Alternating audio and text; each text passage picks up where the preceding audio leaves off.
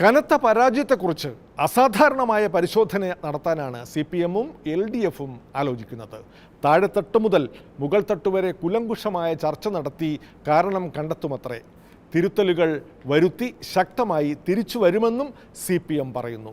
പരിശോധനയും തിരുത്തലും തിരികെ വരലും ഒക്കെ നല്ലതുതന്നെ. പക്ഷേ ദയനീയമായി തോറ്റതെങ്ങനെ എന്ന് പൊതുജനത്തിന് വലിയ പരിശോധനയൊന്നും കൂടാതെ അറിയാം. 10 വർഷത്തെ ഭരണത്തോട് വലിയ എതിർപ്പില്ലാത്തവരും ഭരണം മാറണം എന്ന് ചിന്തിച്ചതിന് പിന്നിലെ കാരണങ്ങൾ എന്ത്? വലിയ പരിശോധനയൊന്നും കൂടാതെ നമുക്ക് മനസ്സിലാക്കാവുന്നതേയുള്ളൂ. ഇക്കഴിഞ്ഞ നിയമസഭാ തെരഞ്ഞെടുപ്പിൽ അപ്രതീക്ഷിതമായ പരാജയമാണ് LDF-ന് ഉണ്ടായിട്ടുള്ളത്. എന്തുകൊണ്ട് നമ്മൾ തോറ്റു എന്നുള്ളത് ലളിതമായിട്ട് പറഞ്ഞാൽ എന്താ? അതായത് എന്ത് പറഞ്ഞതാണെന്ന്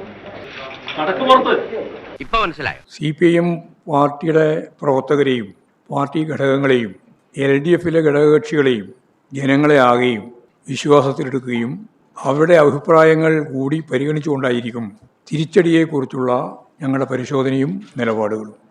എന്തുകൊണ്ട് നമ്മൾ തോറ്റു എന്നുള്ളത് ലളിതമായിട്ട് പറഞ്ഞാൽ എന്താ? അതായത്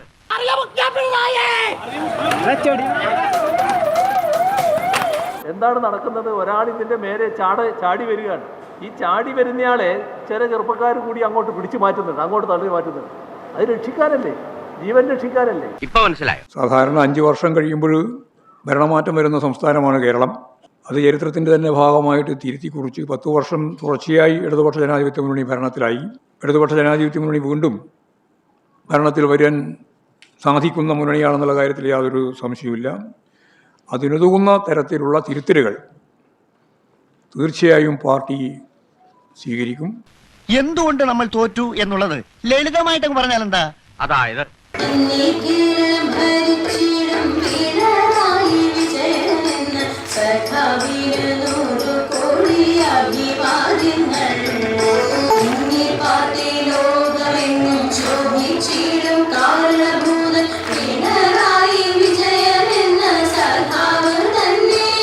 ഇപ്പൊ മനസ്സിലായോ? ഞാൻ മനസ്സിലാക്കിയത് ഒരു ഗവൺമെൻറ് വിരുദ്ധ തരംഗമൊന്നും ഈ കേരളത്തിൽ ഒരു സ്ഥലത്തും ചർച്ച ചെയ്യപ്പെട്ടെന്ന് എനിക്ക് തോന്നുന്നില്ല. കാരണം അങ്ങനെ ചർച്ച ചെയ്യപ്പെടുന്നെങ്കിൽ ചെങ്ങന്നൂരടക്കം നമ്മൾ തോക്കേണ്ടതാണ്.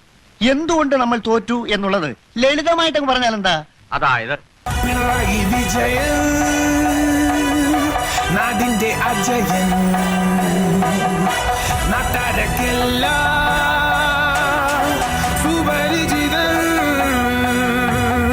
ദൈവം കേരളത്തിന് നൽകിയ വരദാനമാണ് ഈ പിണറായി വിജയൻ എന്നാണ് സൂചിപ്പിച്ചത്. പിണറായി വിജയൻ നാടിന്റെ അജയൻ നാട്ടാരക്കെല്ലാം സുപരിചിതൻ. ഞങ്ങൾ അദ്ദേഹത്തെ ദൈവം പോലെ കാണുന്ന ഒരു മുഖ്യമന്ത്രിയാണ്, നിങ്ങൾ മനസ്സിലാക്കണം. പിണറായി വിജയൻ നാടിന്റെ അജയൻ നാട്ടാരക്കെല്ലാം സുപരിചിതൻ. ഇപ്പൊ മനസ്സിലായോ? എന്തായാലും ഇടതുപക്ഷ ജനാധിപത്യ മുന്നണിയെ സ്നേഹിക്കുന്നവരാണ്, CPIM-നെ സ്നേഹിക്കുന്നവരാണ് കേരളത്തിലെ ജനങ്ങളിൽ ഭൂരിപക്ഷം പേരും. അവരാരും CPIM ദുർബലപ്പെട്ട് ഇല്ലാതാകണമെന്ന് ആഗ്രഹിക്കുന്നവരല്ല. എന്തുകൊണ്ട് നമ്മൾ തോറ്റു എന്നുള്ളത് ലളിതമായിട്ട് പറഞ്ഞാൽ എന്താ? അതായത് അഭിവാദ്യം അർപ്പിച്ചുകൊണ്ട് ഈ പരിപാടിയുടെ ഉദ്ഘാടനം നിർവഹിച്ചത് അറിയിച്ചുകൊണ്ട് അവസാനിപ്പിക്കുന്നു. Thank you sir. വളരെ നല്ലൊരു ഉദ്ഘാടന പ്രസംഗം കാഴ്ചവെച്ചതിന്. കമന്റ് വേണ്ട കേട്ടോ, നിങ്ങൾ ആളെ വിളിച്ചാൽ. ഇപ്പൊ മനസ്സിലായോ? ഒരിക്കലും ഇടതുപക്ഷ ജനാധിപത്യ മുന്നണി കേരളത്തിൽ തോൽക്കേണ്ടതല്ല, എന്നാൽ തോറ്റു. ആ ജനവിധി ഇടതുപക്ഷ ജനാധിപത്യ മുന്നണി അംഗീകരിക്കുന്നു. എന്തുകൊണ്ട് നമ്മൾ തോറ്റു? അതായത് നിങ്ങൾ എല്ലാവരും ശ്രദ്ധിച്ച കാര്യമാണ്, കേരളത്തിൻ്റെ ആവശ്യം വളരെ കൂടുതലാണ്. അത് വീട്ടിൽ പോയി ചോദിച്ചാൽ മതി. ഇപ്പൊ മനസ്സിലായോ?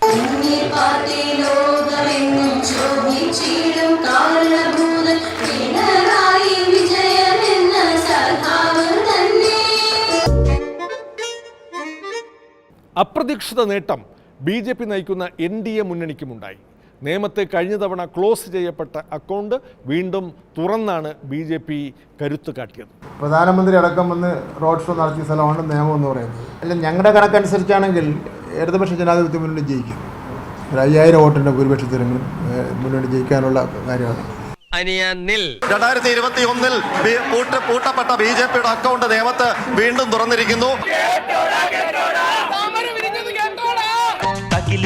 കുരവക്കുഴല് തന്തനത്തനം പാടി വാ, പട്ടക്ക് തുഴഞ്ഞ് പട്ടകമടിച്ച് പാണ്ടിയ പട്ടക്കേറി വാ. ഞാൻ ഇന്നു മുതൽ നേമത്തിന് ജനങ്ങളുടെ പ്രധാന സേവകനായി മാറും എന്ന് ഞാൻ പറയാൻ ആഗ്രഹിക്കുന്നു. അവരെല്ലാ വിഷമങ്ങളും എല്ലാ പ്രശ്നങ്ങളും പരിഹരിക്കാൻ ഞാൻ 24 മണിക്കൂർ അധ്വാനിക്കും എന്ന് ഞാൻ ഉറപ്പു തരുന്നു. ഇത് സത്യം സത്യം സത്യം. വോട്ട് ശതമാനത്തിൽ വർധന ഉണ്ടായില്ലെങ്കിലും ഒന്നിനു പകരം 3 സീറ്റിലേക്ക് NDA കേരളത്തിൽ വളർന്നു. നേമത്തിന് പുറമെ കഴക്കൂട്ടത്തും കൊല്ലം ജില്ലയിലെ ചാത്തന്നൂരിലും താമര വിരിഞ്ഞു. വിജയത്തിൻ്റെയും പരാജയത്തിൻ്റെയും കണക്കെടുക്കുന്നവരും കാരണം കണ്ടെത്തുന്നവരും കണ്ണു തുറന്ന് കാണേണ്ട വിജയം. BJPക്ക് ഒരു സീറ്റും കിട്ടില്ല കേരളത്തിൽ. എൻഡിയുടെ കാര്യം കേരളത്തിൽ 3 സീറ്റ് നേടിയാണ് വീണ്ടും എന്റേതാ അക്കൗണ്ട് തുറന്നിരിക്കുന്നത്. തായ്മൊഴിയിൽ താളമേളമംഗളം തങ്കമാന സംഘകാല തമിഴ് പാടി തേരിലേറി താളം തുള്ളാടി അമ്മാടിയേ അടിയെ പോവുമേ ഹര ഹരോ ഹര.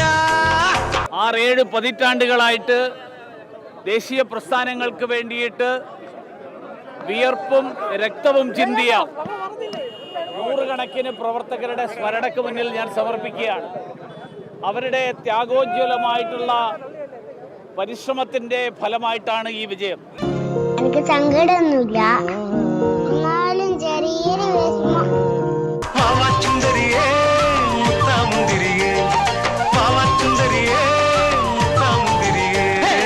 സ്ഥിരമായി കമ്മ്യൂണിസ്റ്റ് പാർട്ടി മാത്രം വിജയിച്ചിരുന്നിട്ട് ഒരു വലിയ മാറ്റത്തിന് തുടക്കം കുറിച്ചിരുന്ന കൊല്ലം ജില്ലയിൽ ഈ മാറ്റം 11 നിയമസഭാ മണ്ഡലങ്ങളിലേക്ക് മാറുന്ന തരത്തിൽ ആ പ്രവർത്തനം മാറും.